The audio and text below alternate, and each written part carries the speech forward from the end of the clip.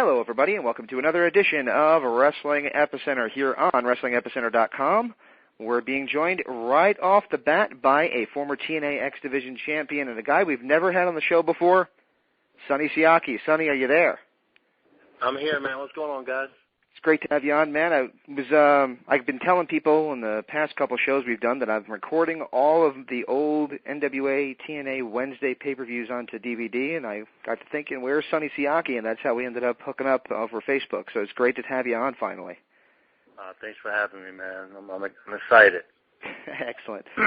Yeah, last week we were actually doing a Best of the X Division leading into the TNA X Division pay-per-view, Destination X, and we were talking about the top 5 X Division champions of all time, and you made my list, so I just wanted to throw that out there for you. And, well, what happened to the other two guys? I didn't make your list? Unfortunately... it was a very tight competition. Yeah, there are a lot of great X Division champions, so, yeah. Yeah, there is. I'm a big fan of the X Division. I still am, and those guys in the past and currently, I mean, those are some of the best talents in the world right now. Did you get a chance to see the Destination X pay-per-view? No, I didn't. How was it? I thought it was pretty good.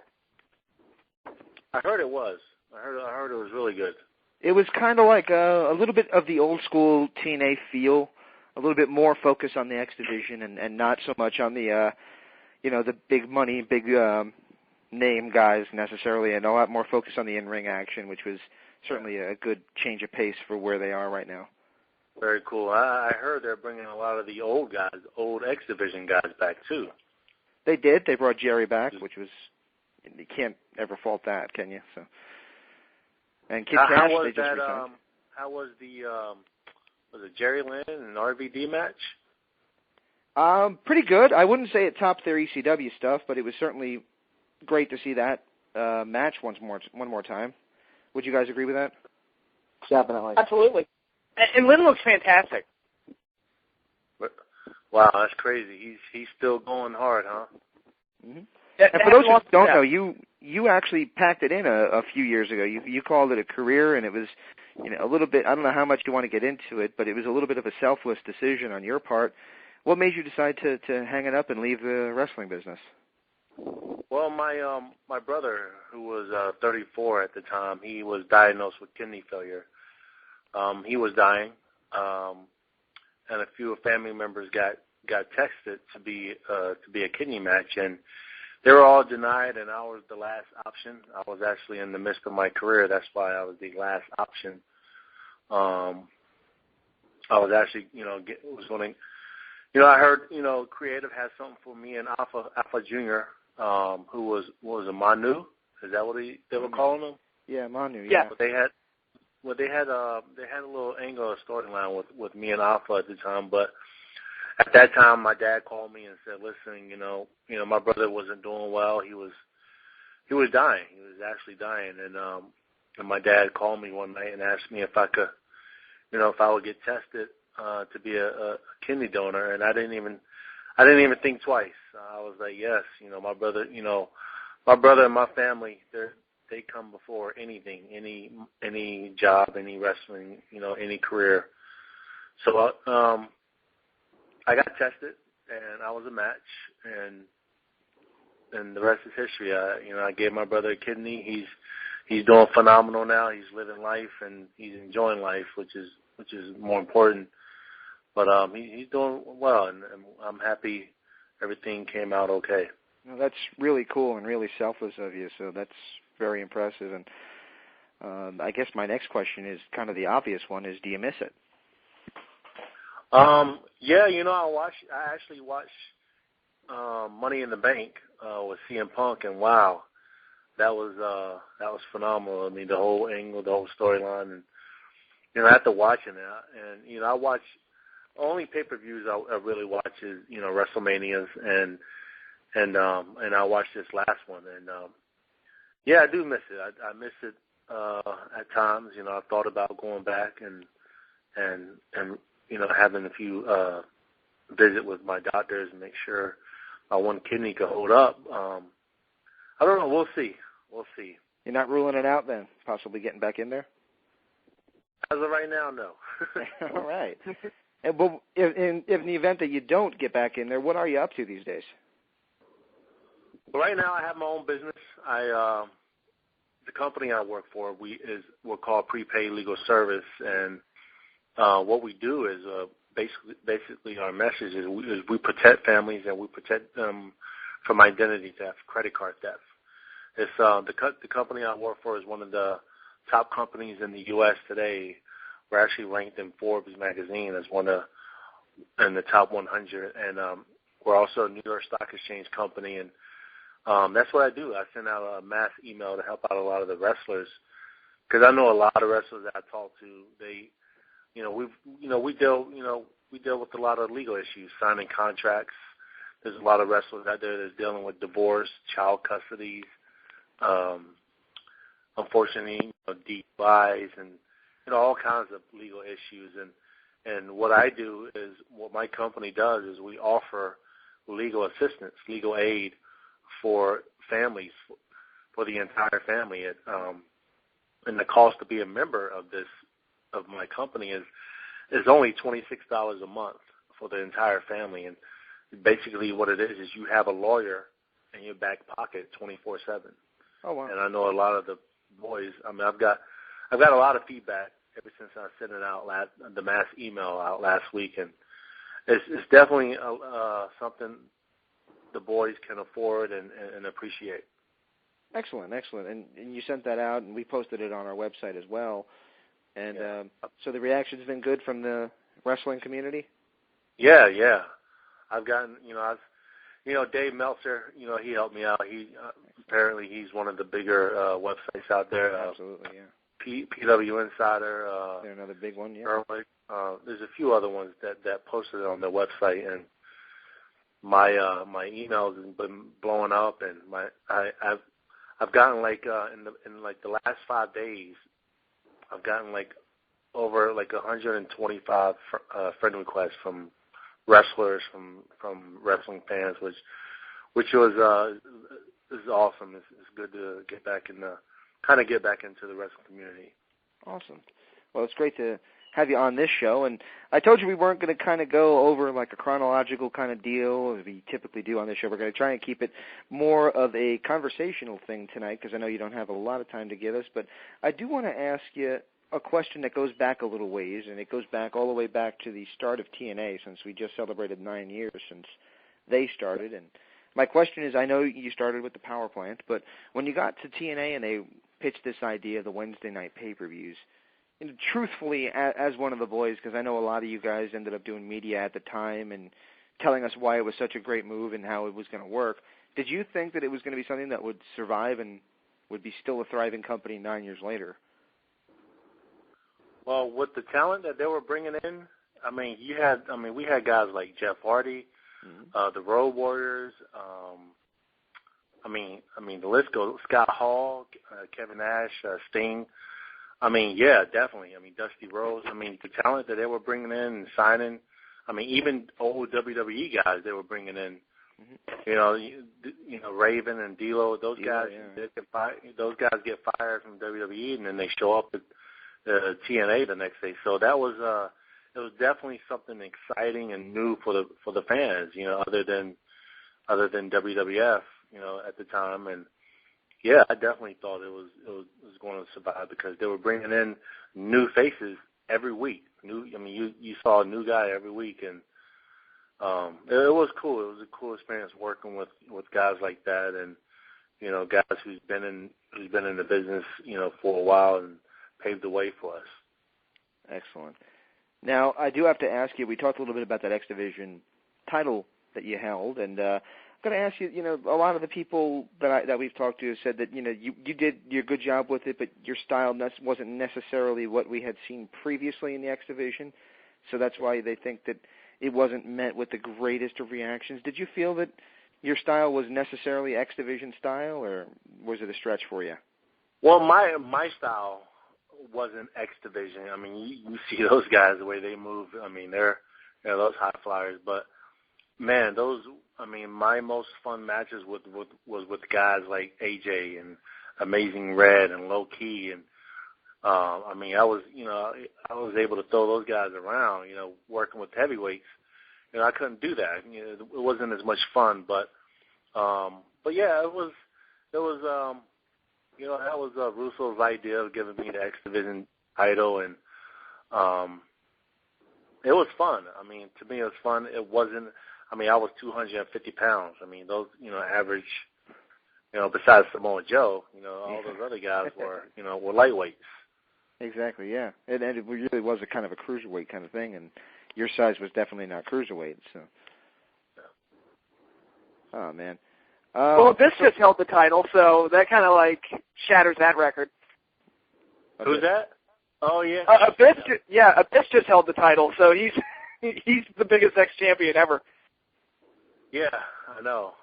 He's I mean, the way that guy works. I mean, as big as he is, he reminds me. I mean, he reminds me of Umaga. Those big guys. They can move, and wow. I mean, those guys are very talented. Absolutely, and what a great loss that was just a few years ago. Yeah. Umaga. Just a really sweet guy. I talked to him a couple of times, and he just always seemed to be just the nicest, down-to-earth guy. He wasn't an egomaniac at all, which is what you would have. I mean, no, not at all. He just a real sweet guy.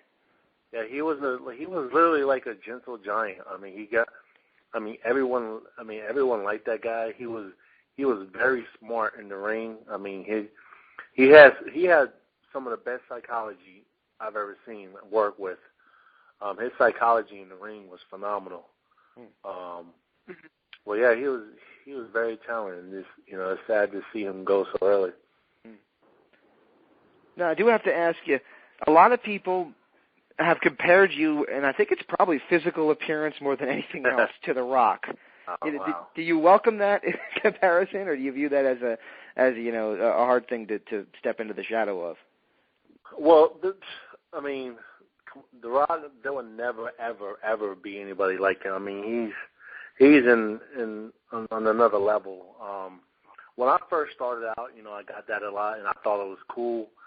When I first, my first year in the business, I was like, I kind of try to imitate him because I thought it was cool. But then after a while, after being in the business for a while, after 3 or 4 years, it got kind of old, and I wanted to do my own thing. Everything he did, I try to stay away from. But Russo, he wanted me to be more like him, which is, he was the writer at the time, and I try to stay away from it. I try to stay away from everything he did. I didn't want to talk on the mic because I did.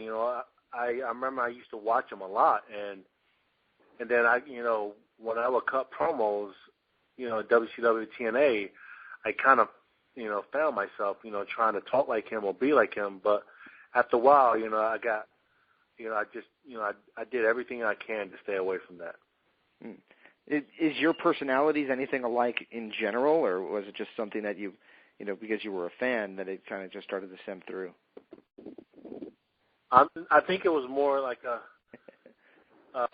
was a fan, but yeah, our personalities were, I almost, and not too many people know this, but I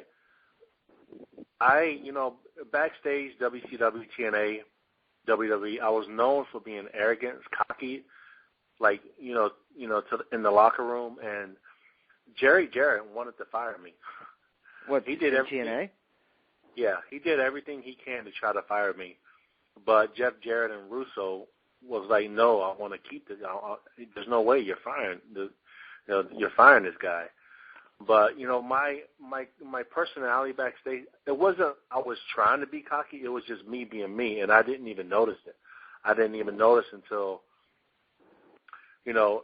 later on in life, as I grew up, became older, I realized, I was an a-hole, and I was being, just my persona backstage. It wasn't, the outside, the other boys looked at me as, who is this guy? Who does he think he is?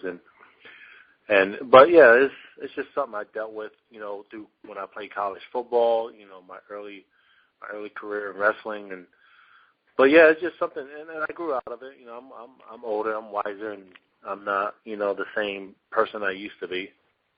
So throw a random question at you here. NFL lockout. Do you think it is going to end tomorrow or the day after that? Do you think we're done with it? You know, I haven't watched the news. Are they saying it's going to end tomorrow? They're saying it could so. end as soon as the 21st, which I guess would be Thursday. Wow. I hope so. I mean, I'm a huge NFL college football fan, and wow, football just brings like a whole new energy to life and to other fans around the world. I hope so. I can't imagine the winter without it. I think that would just suck. Yeah. Here's a quick question for you. I just saw this movie tonight. Have you ever seen the movie Big Fan? No, I sure haven't. Okay, well, it's basically about, someone like me who's a diehard New York Giants fan, and how he's just completely devoted to the team. So I imagine, people like him and myself just going crazy if we didn't have our Giants football this season. Yeah. I got to ask you a couple more questions, then we'll let you off the phone. But we had Lance Hoyt on, who was Dallas in TNA, and Vance Archer in WWE, on at the beginning of the year, actually, and we talked a little bit about the developmental system of the WWE. And, from a guy like yourself who went through the WCW developmental system and the power plant and went through the early stages of TNA, WWE developmental had to be something a little bit different than what you were used to. Was it much of a difference from what you were used to in the other territories and other companies? There was a huge difference. Well, the thing is, I was like in 3 different developmental. I mean, I was at WCW, the first, when we the power plant. Right. And I trained with Paul Orndorff and Sarge Buddy Lee Parker, and those guys were more like drill sergeants. They weren't good with like psychology in the ring, cutting promos. And then I went, I'm not trying to, degrade them in any way, but, those guys were good trainers, but in different ways. Then I went to developmental with WWE at Deep South, which was here in Atlanta, Georgia. Mm-hmm. And the trainers were Bill DeMott. And the same thing, he was more of a drill sergeant. He was more of a, in your face and, having you do all kinds of drills, and he wasn't like a technical, like inside the ring psychology. But then, when Deep South closed down, I went to FCW, Florida Championship Wrestling in Tampa, mm-hmm. And then I trained with Steve Kern and Dr. Tom, which were those 2 guys together. I mean, I learned so much. I mean, in-ring psychology, promos, matches. I mean, Steve Kern has to be just amazing in that aspect. Oh yeah, both of those guys have like so much talent and so much to give as far as learning, the wrestling part of, the inside the ring part of wrestling, and that was a great experience for me, and I truly learned a lot from those guys. Excellent. And another guy who's been a regular on the show, haven't had him on in a few years, but for a while there he was a regular, was Alan Funk, who I know you had a little bit of that accident with, and he spoke highly of you. He called you a disparaging word, but in a loving way. Yeah, I know. Yeah, Alan's a good friend of mine. Yeah, it was the N-word, but he said it in the nicest terms. Yeah, he said he loves you. He calls me that all the time. Well, you'll be glad he's also telling people it on radio interviews, too. Wow, he said it on radio. Yeah, he did. That's cool, man. How's your relationship with him, though? He seems like he's just a... Oh, we're cool, man. We're actually... he's thinking about joining me in my business, so I actually just saw him last week, and we sat down, had some coffee, and we talked about my business, and there's a few other guys I'm trying to recruit in my business, and try to spread the word. So Alan's a great guy. I mean, he's a guy that truly cares about other people. He does, and I'll tell you what, I tried to help him out with bookings here and there, and I got to be honest with you, the business is not where it should be because I couldn't get him that much, and I felt bad because I really wanted to help him out because he was just so nice to us and gave us so much time on the radio, so I wanted to help him out. But yeah, unfortunately, you can only do what you can do. Yep. All right, man. Well, we'll let you off the phone, but where can people find out more information? Do you have a website set up, or would you like us to promote your Facebook account to find out more information on the the press release you sent out last week? Yeah, just if there's any way you could just post that press release again, you know. Absolutely. That's I don't have my own like personal business website. I mean, I do, but you go on it to sign on as a member or as an associate. But yeah, that you get all the information on that press release that I emailed you. Excellent, excellent. And before I let you go, do you guys have any other questions you'd like to ask Sonny? No, I don't have anything to ask him. Just thank you so much for your time. This was really cool, man. No problem, man. Thanks for having me. I do have one final question. I have to ask it. You'll probably get sick of asking it, but I have to ask it. Go ahead, man. Do you like Elvis?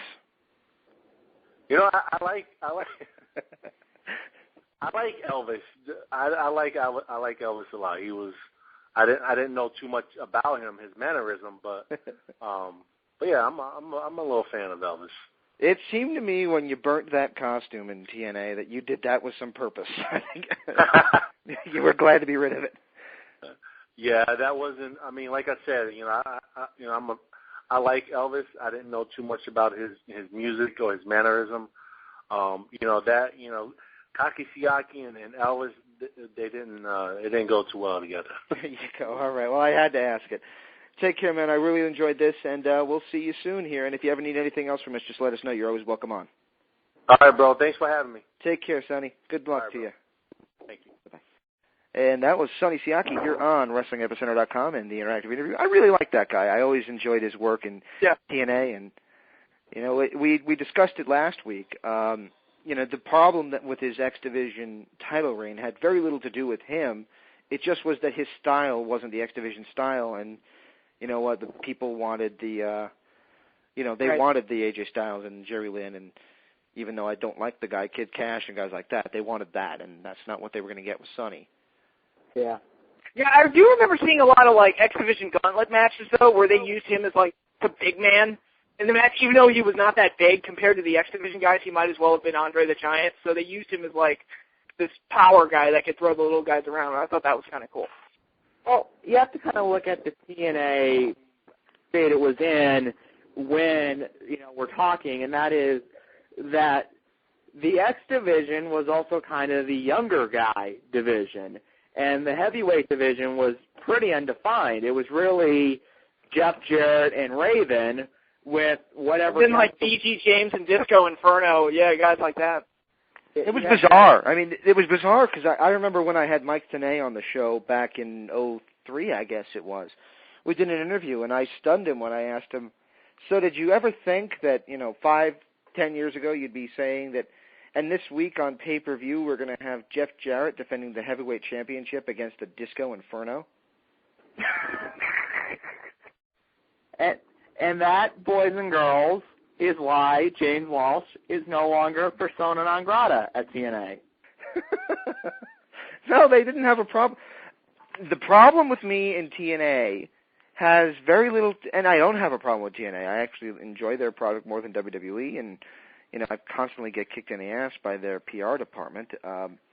If I call over there looking for an interview, I get a DVD in the mail. But at least you get a free gift. I can do that, man. You just completed your Christmas shopping for me. Oh, by the way, if anybody out there is interested in reading a wild, rambling babble session from somebody who was up at 4 in the morning and didn't have much to do at work, read my review. Read your review of the Immortal DVD. Yes, holy shit, I was off the wall on that one, wasn't I? Yeah, I didn't even read the whole thing. I was like, well, first of all, I'm stunned. I guess I shouldn't be, but I was stunned that somebody actually bought it and watched it, because I'm like, who's going to buy this DVD?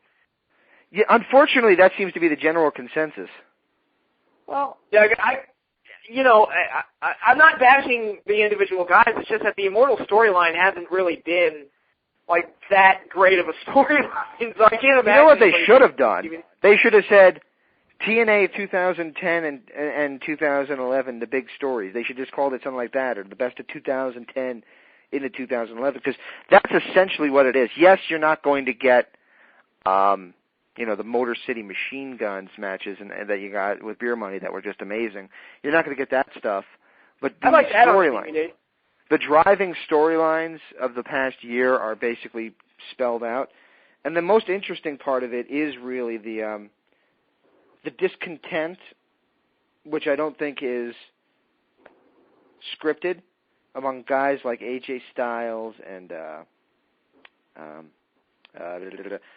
Beer Money and guys like that. And granted, this is Fortune, and they're talking about Immortal, so of course I'm not going to be positive. But I think there was you can hear a little bit of legitimate discontent towards how things were compared to how things are, and a disconnect from the guys who have been there a while, which is sort of part of what they're trying to bring to the storyline as well.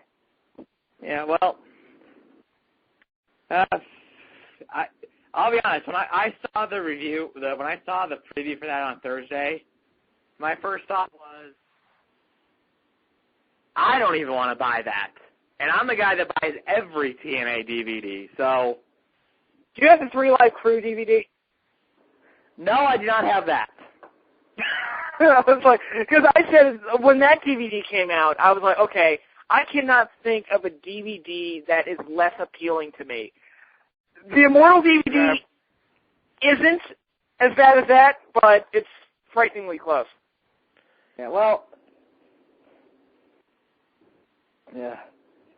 And for anybody listening to this, I would like to know, if you have the 3 Live Crew DVD, please tell me what the hell is on it, because I can't picture how you make a DVD about those guys. 3 Live Crew, we be dropping like bang. Whatever the fuck he says. But I will say this. For anyone that says Jeff Jarrett is not a good worker, the fact that this guy got good matches out of Ron Killings on a fairly consistent basis disproves that. 8 years ago, when Truth was even worse than he is now. Truth is awful, by the way. I watched Raw this week, and I had to watch him wrestle twice. He had a terrible match with Jack Swagger, just boring as hell, and a match with Rey Mysterio, which was basically Rey bumping like hell to make him look good, which is what Rey always does, so good for him. But then, I don't know, Patrick, you wound up buying Money in the Bank, right? I did. Yeah. Well, did you even notice during the Raw Money in the Bank match that they would repeatedly show R-Truth, and he'd come running, he'd hit something, and then he'd basically just bump right back down, like he wouldn't actually go for a move. Yeah. He's R-Truth. Excuse me, he's R-Truth. He sucks. I mean, yeah, of course, he fucked up. It was why does everybody, I mean, I don't like the guy, don't get me wrong, but why does everybody hate this guy so much? Because he's one of those guys, and this is with me, and I'm sure he's probably a nice person, this is more me bashing the performer, but you have a guy who constantly, and it's the Mark Henry thing too, and I'm not saying that because they're both black, it's just, they keep getting opportunities to get over, and they never succeed. They're never any good, yet they keep getting opportunities. It just blows my mind. Like, if you had told me, once he left TNA, I was like, okay, thank God, it's over, R-Truth is done, or Ron Killings is done. If you told me that he was going to be headlining a WWE pay-per-view with John Cena, I'd have been like, yeah, that's not going to happen. Oh my God, it did happen. Yeah, I mean, it's just that he's not that good in the ring, and the majority of people don't like having to watch him.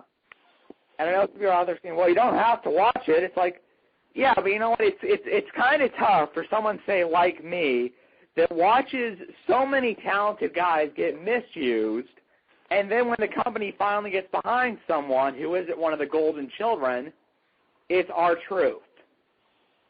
Now, I will say this, to build off of Money in the Bank, though, I think the angle they did with CM Punk, and first of all, the match with CM Punk and John Cena, I think will be the match of the year. That was a fantastic match.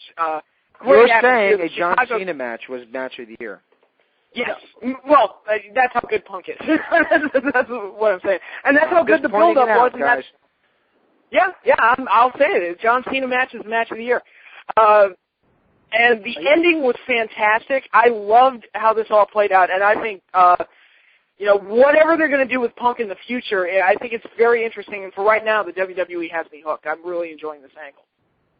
Well, Patrick, I'm going to be honest with you. I thought that was one of the best endings the WWE has done in so long. It is as close to an Attitude Era response as we have gotten in any form of wrestling for the last 10 years. And I don't mean, oh, wow, the star was there, or like Austin was back. I mean in a rabid crowd, wanting to see something, being interested, being hooked. But you know what I felt the next night that they did? They fucking hijacked the story, and it's not about CM Punk and what becomes of the WWE title. It's now what becomes of the WWE that Triple H is in charge. What becomes of the broken-hearted? Now, I will say that because a lot of people have been saying what you've been saying, Nick, so it's not just you.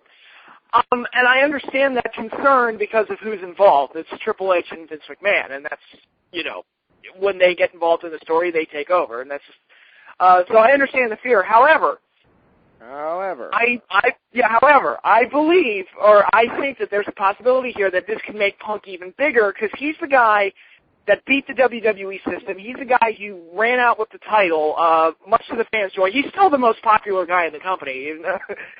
My concern with this whole thing is that they're going to keep trying to pigeonhole him as the heel, even though the fans just aren't going to have it. And I think they could do something here. Like he's the guy that screwed over Vince McMahon so bad that he cost Vince his job. And, you know, Punk's going to come back at some point. He has to. And, you know, whatever interactions he has with Triple H, I think it could be very interesting, whatever they end up doing. So I think they have this very combustible, compelling character in CM Punk that they can do whatever the hell they want with. And he's going to have to be off TV for a while, for, you know, at least a few weeks. We'll see. But, yeah, when he comes back, I mean, he's, you know, he doesn't have to be there every week. He's the guy that everybody's tuning in to see. He's the guy that is kind of driving the stories right now. So, again, it'll be very interesting to see what happens when CM Punk eventually does come back. I agree. But I'm going to just chime in here. The likability, I'm going to let, well, actually, you know what? I'm going to shut up and let Nick talk. Sorry, go ahead. Yeah, you shut up, man. That's the issue. It's Triple H involved. And we all know Triple H is a selfish, greedy son of a bitch that thinks he's bigger than the business. And I'm pretty sure he has in the back of his mind that Punk will come back and, like, object to something, or they'll get a way to get Punk back on the show, kick, wham, pedigree. Triple H will hold up the belt and say, all right, Punk, you and me. Throw it down, and it's going to be Triple H versus Punk because this is how this guy's ego works. He is Triple H. He is, oh, Dave, you're my best friend. I'm going to get you over. Look, you know, you're going to sell for me for 20 minutes, and I'll sell the powerbomb at the end. It's Triple H. I refuse to believe that Paul Levesque is going to mend his ways and do what's right for the overall health of the wrestling business. Well, see, that's the thing. Is he going to wrestle? I mean, I don't know. Maybe I'm just being naive here, but, I mean, you know, if he's going to be the authority figure, does he even need to wrestle? And does you know that? I don't know. Because he's using real names now. Oh, yeah, we're shooting. We're shooting, folks. That's how you know we're shooting. We start using real names. Then there's trouble. Mark Calloway, that son of a bitch. And by the way, has anybody seen a recent photo of The Undertaker? He looks like Judge Doom. I'm dead serious. He shaved his face and his hair. He's completely bald and everything. He kind of looks like a really tall Ralphus. He looks like a cancer patient. Ouch. Oh, ouch. Ouch. Yeah, I'm sorry, cancer patients usually look a lot better than that. Oh. So that tells me Undertaker's not coming back to TV anytime soon, because like, would he have the balls to show up on WWE programming, like, completely bald? I mean, they did a short hair version of him, but they never did a bald version of him. But, you know, that was probably not an option on his part. Yeah. Well, I don't think it was anyway. I think nature was taking it anyway. Yeah. Well. Yeah, his hair was singing. I mean, yeah, you're either going to have Hogan hair or you're going to shave your head. And guess what I'm doing if I lose my hair? You're going for Hogan hair. Yeah, I'm going for Hogan hair. I'm going to wear a bandana. Yeah, I already got the scruffy long in the back anyway, so why not just go with it? Yeah. I'm kidding, guys. I'm going to shave my effing head. But another announcement from the SmackDown tapings. I want to throw this out there. Daniel Bryan, who won his Money in the Bank ladder match for SmackDown at the pay-per-view, has announced that he's going to cash in at WrestleMania 28, which, again, if you follow through on this, WWE, kudos, because I'm getting sick and tired of the freak out-of-nowhere cash-ins. I think those are becoming cliche. So if you want to actually use the briefcase to build somebody up over a long course of time, I think that's a really good idea. Well, but here's I'm gonna come off as negative Nelly again, as I think Jim Cornette called me once. You have to understand, Patrick, that you were negative Nelly and gloomy Gus. Yes, I am. You were both. Anyway, here's the thing, Patrick. I almost feel like what they'll do is they'll basically do what they did with Miz or Punk previously when they had the briefcase and actually held onto it for a few months. They'll just lose every single match, and their excuse will be, well, he's got the Money in the Bank briefcase anyway. It's not like he needs to earn a title shot. Exactly, yeah, and that's a problem where they've used the Money in the Bank briefcase to be lazy, and they don't build these guys up, and that's a problem. Swagger was the worst. What they did with him, do job for a year on Raw, and then all of a sudden he's Money in the Bank, and then 2 days later he wins the title. I was like, are you serious? Okay. He was probably thinking to himself, well, it's all they can put me in first now that I'm champion. Yeah, exactly. But, with Daniel Bryan, I say have him move up the ranks on SmackDown. Have him, granted, you look at the SmackDown roster, I look at that roster and I think, well, dude, anybody can be champion on this show. There's not a whole lot of, it's basically Randy Orton and all the misfit toys, like Christian, who, I love Christian, but here's a guy who, the WWE spent years telling us that he's not good enough to be a main eventer, and now he's the champion again out of necessity. You got Mark Henry, bullshit. You got Sheamus, victim of too much too soon.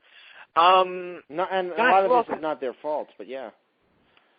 Yeah, exactly. Who else? Wade Barrett, no thank you. Heath Slater, Justin Gabriel, no thank you. Cody Rhodes, Ted DiBiase, they're kind of damaged goods. So there's not really a whole lot of room to actually build somebody up on SmackDown, but, I think Daniel Bryan's the best option. Well, absolutely. He is the best option if you look at everything that guy can do in the ring, and despite what some people will say, he is pretty charismatic. He's obviously not The Rock or Hulk Hogan, but he has that spark that makes him kind of charismatic in his own way. Not everyone has to be the screaming catchphrase screaming guy. Daniel Bryan comes off as more of a real person. And he comes off, and this is going to sound strange, but he comes off as a cool nerd in a way, because you have Michael going, oh, he's a nerd. He goes, absolutely I'm a nerd, but you know what, Cole? You're a fucking idiot. And I'll say this, for the people who say he can't be a main eventer, look, there are 2 world champions in the WWE. One of them is on SmackDown, and the SmackDown title, by, I guess, out of, the way the system is the secondary title of the 2. It is IC title circa 1991.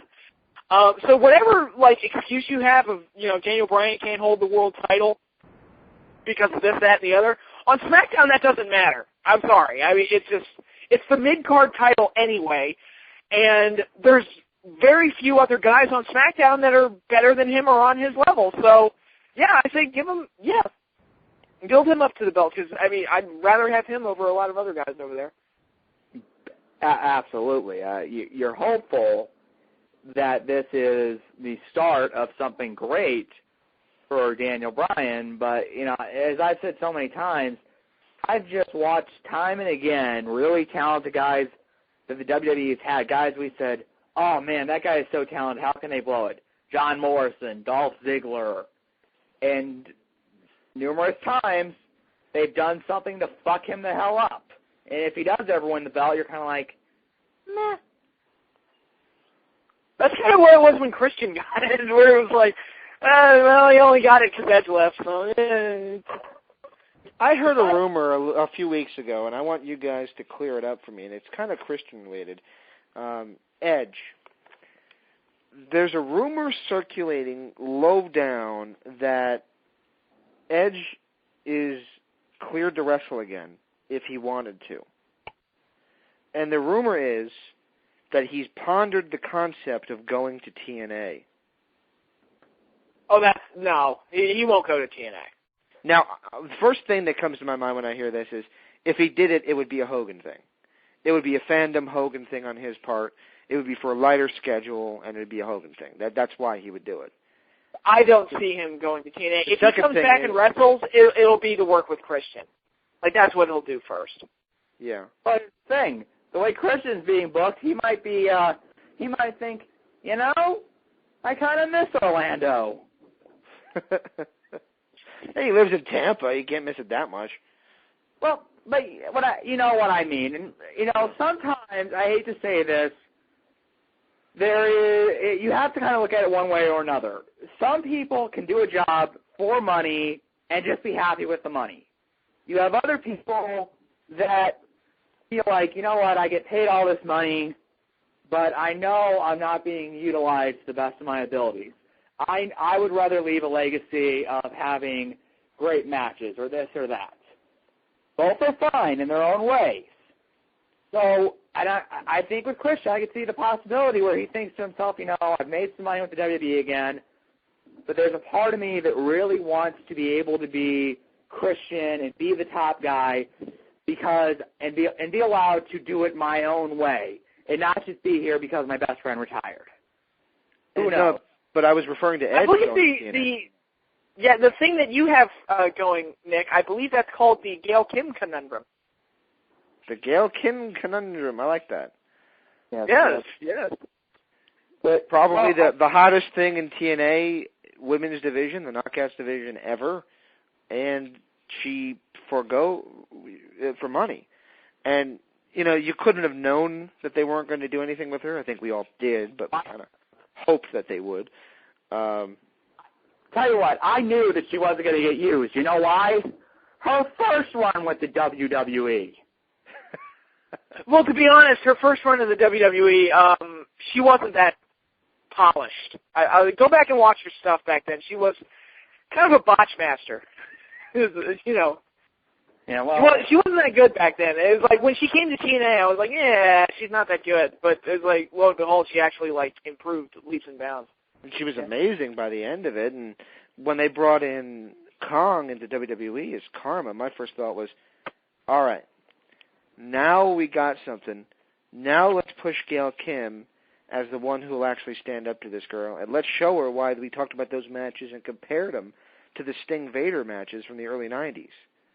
Mm-hmm. Well, kind of getting back to your point, James, I've reached a point after all the years that I've studied this business and been reporting the news. Never say never, but I kind of have to side with Patrick where it's highly unlikely that he would ever work for WWE, work for TNA, unless it was something, unless they made some kind of really special deal with him. And, he was just like, well, God, I should really take this, and who knows, maybe I can leave some kind of lasting legacy there, or who knows. I mean, there are a lot of people who never thought Rob Van Dam would work for him. Here's the other thing, though. Rob Van Dam is Rob Van Dam. That's his name. Well, that's the name he's going to use. He owns it. Edge is Adam Copeland. WWE ain't giving him Edge to take with him. Yeah. So if he went to TNA, obviously everybody will know because Edge looks like Edge, and nobody else looks like that. He'll take that with him, and everybody will know. But they can't use it on a billboard Edge because they get sued. Which that's a problem. Yeah, that is a problem. That's the age-old owning your own name debate. Well, I mean, that's the whole thing. You want to know why Undertaker didn't go to WCW in the mid-'90s? Because he was smart enough to know he couldn't take the name with him. Well, that is WCW. He hated his first run there. Yeah, Yeah, so no, that's true, but I'm saying it's like he was smart enough to know it's like I can't leave the WWF. I'm screwed if I leave and go anywhere. It's like I can't go to ECW either. No, not unless it was the Vince-owned presentation. I don't mean WWE ECW from the late, the mid-2000s. I don't mean that. I mean if it was the later era ECW where Vince was kind of writing the checks a little bit. Mm-hmm. Yeah. Which, how does that make you a rebel company? I'm sorry, that confuses me. I'm a rebel company that's having the number one company write my checks for me. What are you rebelling against? Yes, we're going to rebel against the WCW two company. Yeah, because if you go to WWE, you're doing a good thing. The number one company, you're doing a good thing, and you're not selling out. But if you go to WCW, that makes you a dirty, bloody sellout. I mean, there's always been this bias, both towards the WWE and kind of praising whatever they do on the internet, or at least giving them a pass when they do bad things. And there's always been like this negativity towards WCW, and I don't know. I guess it's kind of deserved since WCW, died and crashed and died a horrible death. But I think Nick made a great point with his many points, his Facebook posts responding to Raw. But, Tony Schiavone always gets made fun of for saying this will be the greatest Nitro of all time. But if you watch Raw, every week they say it's the most historic and the greatest Raw of all time. And nobody ever, calls him on it. No, Patrick, what I said was Tony Schiavone is that Michael Cole calls Raw historical as often as Tony Schiavone would refer to Nitro as the biggest night in the history of our sport. Can I make this point, too? I feel bad for what I've done to Tony Schiavone, and I want to publicly apologize to him. What the fuck did you do to Tony Schiavone? About 2 years ago, when Eric was a part of our show again, we were talking off the air a lot about who we should get as a guest on the show. And one of the ones that he, for whatever reason, was just gung-ho about wanting on the show was Tony Schiavone. So I said, okay, well, I'll see what I could do. And Tony Schiavone legitimately is a sportscaster that does the Braves broadcasting on the radio, for those who don't know that. He legitimately does the Atlanta Braves baseball games. And he did that before wrestling as well, by the way, guys, and for a time actually while doing wrestling as well. So Tony Schiavone is a legitimate broadcaster, which is why I think it's funny that everybody says he was so shitty, because it's like, really? You think he's shitty, but Taz is good. All right, gotcha. You listen to the announcers today, I would kill to have Tony Schiavone, because I think they're all terrible. The best one is Matt Stryker, and he's never on TV. So he's on he was too good, so they took him off TV. It depends on what money you get. Like, if you get kind of the early in his career, middle of his career, Schiavone, where he was, driven and fired up, absolutely. If you get kind of the later days of WCW, where he, and to be perfectly honest, everybody else was just burned out and waiting for the end to come, not so much would I ever want to hear that. You can only be excited if you actually give a shit about what's going on. That's the problem. And if by the way, if you want to hear Schiavone, good Schiavone, go back and watch SummerSlam '89 during the main event of Savage and Zeus versus Hogan and Beefcake. When Hogan slams Zeus, his reaction is great. Yeah, it is great. That is great. Yeah. He used to go more nuts for Hogan than anybody else. It was pretty funny. But my point was, I found out where he works, and I started calling over there, right? And, one time he said, I'll think about it, and he said, I really don't do wrestling anymore, but I'll think about it. And I gave him a call a couple weeks later and got a voicemail, so I left him a voicemail. And time went by, I left another voicemail about a month later saying, we said we'd think about it, but we'd still love to have you on and all this stuff. About a month later, I call after that. Now, I've given him some time now. I'm not calling every day. I'm not beating on the door. I'm not being a nuisance. I call him about a month after, so we're talking probably 2.5 months after he said he'll think about it. He ends his voicemail message. This is Tony Schiavone with Atlanta Braves Baseball and whatever the name of the radio station is. And And by the way, I no longer do wrestling interviews, is how he ended his voicemail message. And I took that as oh, man, I'm sorry. I didn't mean to do that to you.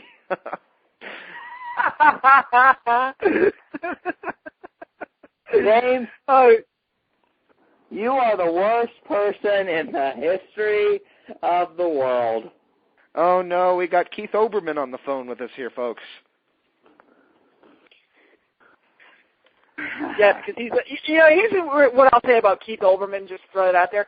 He's the liberal Bill O'Reilly, okay? They're like two sides of the same coin. They're both assholes, all right? So I hate them both, so because I think they're both loudmouth douchebags. Just throwing that out there. I like O'Reilly in small doses. I'll say that. But Keith Olbermann I don't like at all. The only thing I like about him is he throws in pop culture references that are far beyond Bill O'Reilly's scope. But as for his view on as for his view on things, I just sit there and scratch my head wondering how people can actually think this way. But that is Keith Olbermann, by the way.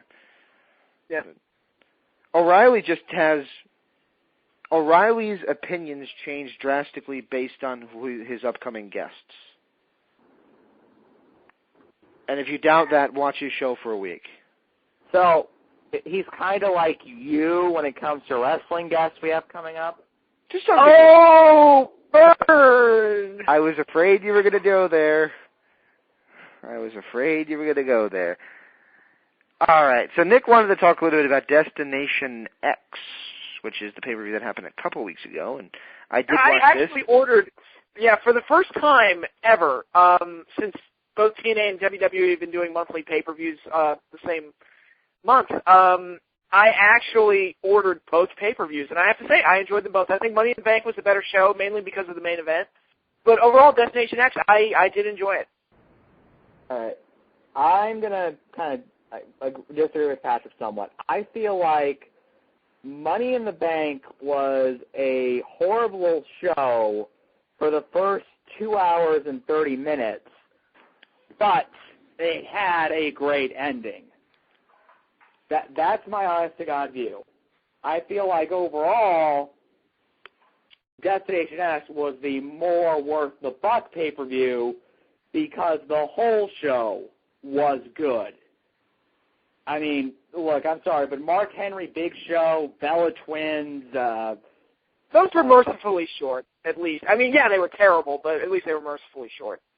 Yeah, then you had, I'm sorry, the Money in the Bank matches were not entertaining. You found a way to make Spot Fest unenjoyable. You had Christian being sacrificed to the gods, for God's sakes. I mean, the only thing Randy Orton didn't do was rip out his heart and drink the blood.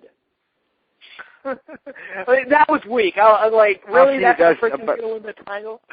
Just going to jump in real quick. I'll see you guys next week, and I'll jump in here in a few minutes, but I'm going to let you guys talk about this one, because I have not seen Money in the Bank, but I did see Destination X, and I thought Destination X was a good pay-per-view, reminded me of the old school days of the X Division, and it was pretty cool to see. But I didn't, being completely honest with you, I was more excited for this Thursday's Impact for storyline progression and to see where the angle goes, because I'm really digging the Sting angle, than I was for Destination X, which clearly was, and it wasn't billed to have storyline progression. It was billed on, if you want to see the great X Division matches, watch this. And, I enjoyed the show, and I will say this, and I'm going to go, as Nick explodes at me for saying this, but I didn't care for the main event of Destination X. I didn't care for AJ and Daniels. I think it was a very repetitive match compared to what they've had in the past, and quite frankly, I think you saw a lot of wear and tear on both guys in the match.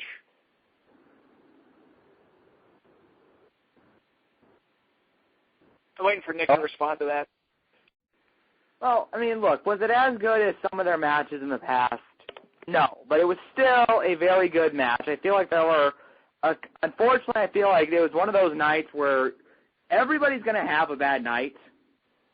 Unfortunately for AJ and Daniel, they both had a bad night on the same night, and it was during this pay-per-view.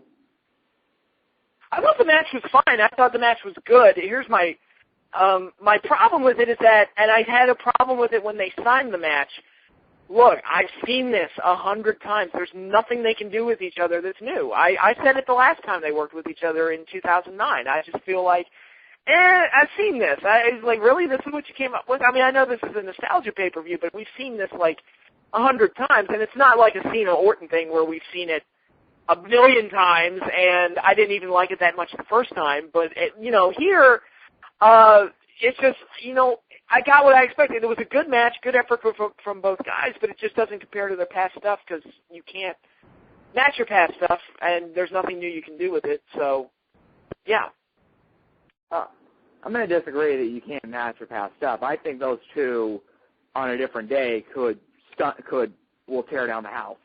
I don't think we've actually seen the last Christopher Daniels AJ Styles match, primarily because I'm of the belief that when Daniels retires someday, they'll finally give him his big win over AJ, and that will be and then he'll do the whole I love this business goodbye speech. I don't know if that'll be in TNA. That could be at some independent show somewhere, but I do think there's a possibility they could top the match. I'm fine with it because you have to understand this was a nostalgia pay-per-view, and that's what they were playing for. I hate to say this, if they had tried to do something else, the problem is you're damned if you do, you're damned if you don't. Anything you do in life. No matter what side you're on, people are going to dislike it. And, I'm sure there were people saying, there were one person that was saying, oh, that's a great idea. AJ and Daniels are the kings of the X Division. You had people saying, AJ and Daniels? That's your main event. We've seen it before. And then you have the idiots that are going, oh, I don't want to see them vanilla midgets. Nick, how come your impression of people who feel that way sounds identical to the impression Eric Clancy does of me?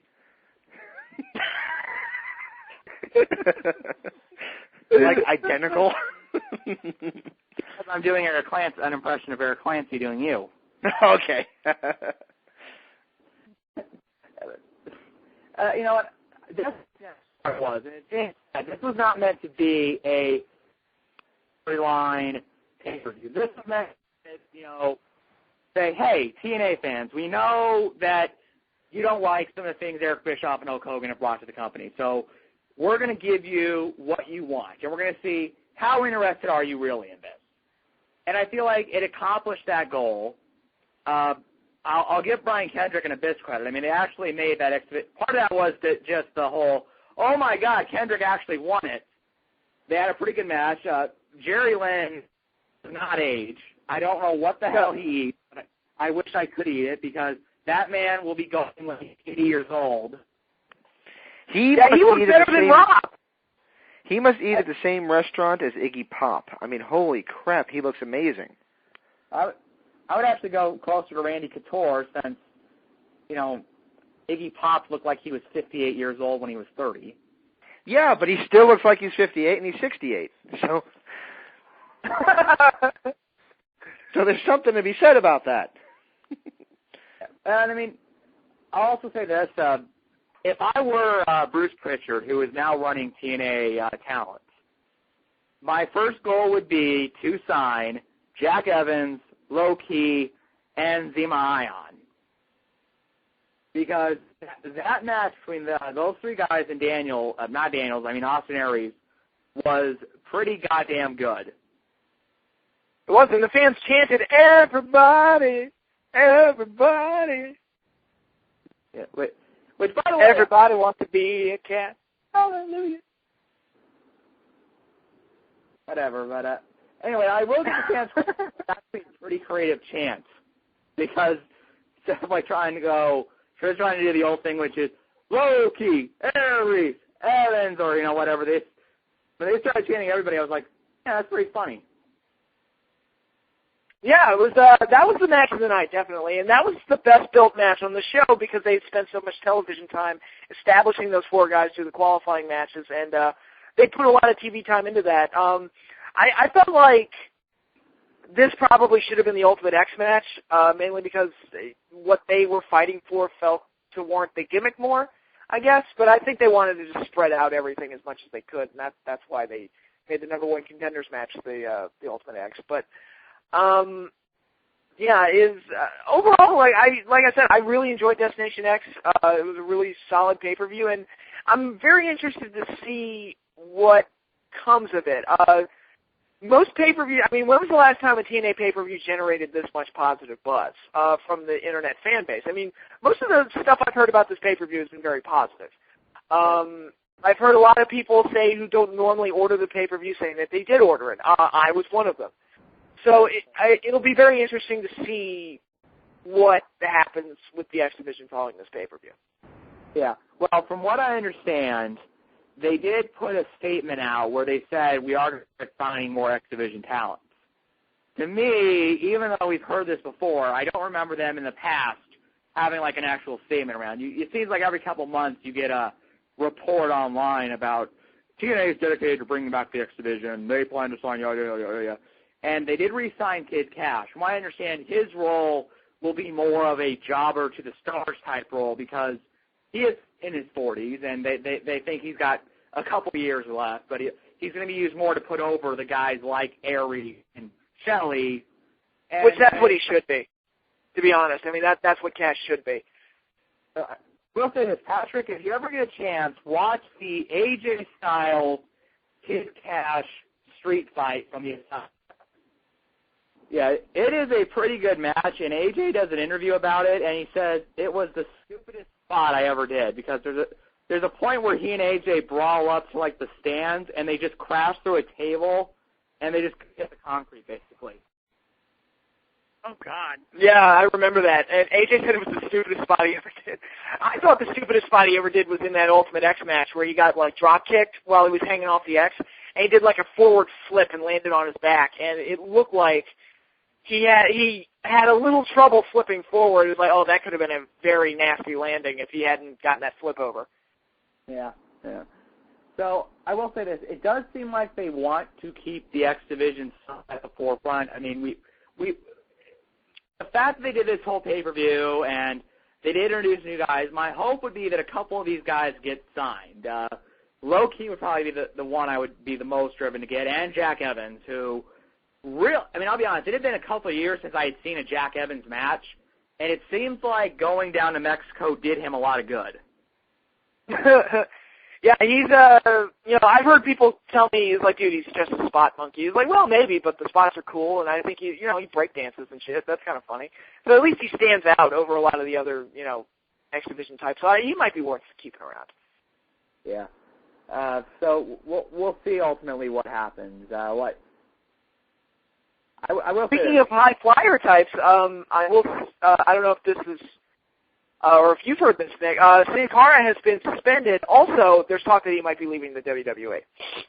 Yeah, well, that's very unfortunate because I have seen a number of Sin Cara / Mystico matches even before he came to the WWE, and he is an incredible talent. The problem is that I felt this the day he signed. He would have that big bullseye on his back because read Chris Jericho's second book, which is the, what is it? It's Undisputed, How to Come Talk Shithead in 150 pages, or whatever the hell he called it. He basically talks about that if you get that treatment from the WWE, it makes the whole locker room hate you. Yeah, go ahead. That's the problem that he doesn't speak English very well, so he probably has some communication problems. And his style isn't that WWE style. The Lucha Libre style leaves a lot to be desired sometimes in terms of what American wrestling fans are so used to. Now, I'm personally of the belief that you need to work with this guy to mold that style slowly over time in with what he can do, which nobody else on your roster can do, with the exception of maybe Evan Bourne. So, I mean, from what I understand, it's steroids. I guess we'll see what happens in terms of him leaving the company. Yeah, I've heard that flying around, and that'll be, apparently it's over a wellness violation, which, if you're stupid enough to break a wellness violation, I guess you deserve what you get. But, no, I thought it was like three strikes you're out. So, I think that the talk of him leaving is that he just hasn't had a good run. Is that there have been some botches on his part, which I think part of that it could just be that he's trying to get used to the WWE style, I think the ring dimensions are slightly different than they are in Mexico. Where the size of the ring will throw you off. I know some people say, well, what about that 6-sided ring? It's a completely different thing, by the way. But things will throw you off. And some people kind of said he just hasn't, won over the locker room. But the problem is, because he was the biggest star in Mexico, he kind of came in with that same attitude in the WWE locker room. And the problem is that you're walking among the vipers in the WWE locker room. You're walking among the political players, and you got to be careful about that. That reminds me, I do need to read Jericho's second book. I really wanted to read that, and I haven't. I picked it up, but I haven't read it yet. Well, I'll be honest. This is just me. It seemed like, how in the first book he came off as such a world beater, and I'm not going to take shit from anybody. Look, you want to tell me I suck, this or that? Go fuck yourselves. I'm going to prove to the world that I don't suck. It seems like in the second book he writes, yeah, so I bent over and took it. Vince was absolutely right. I was very immature. I mean, there's so many. It's kind of stupid phone, but yeah, who knows? I mean, that's just me. I admit I'm kind of a cynical guy. Yeah. All right. Well, I think we've covered all the major news, and I actually have to go to bed because I'm sleepy. But yeah, is there anything you want to say before we go, Nick? I'll just say, ladies and gentlemen, we've had some pretty interesting weeks in the wrestling business, and we have reason to be excited in both companies. So I say we're coming out roses right now. Yeah, this is the best I've felt in a while. I'm really liking what they're doing with Punk over on Raw. SmackDown I had absolutely no interest in until I heard that Daniel Bryan's going to wait and cash in at WrestleMania, which is a great decision there. And TNA has been getting better the last couple of, last month or so. I think their show's really improved, and I like some of the things that they're doing. So overall, it's like I'm feeling a little bit better about wrestling, and that's kind of a good feeling. So, yeah, it feels great.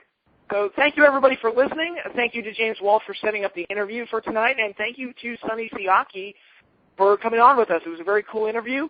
Thank you, everyone, for listening, and we will see you all, next time we do this, I guess next week. So later, everybody.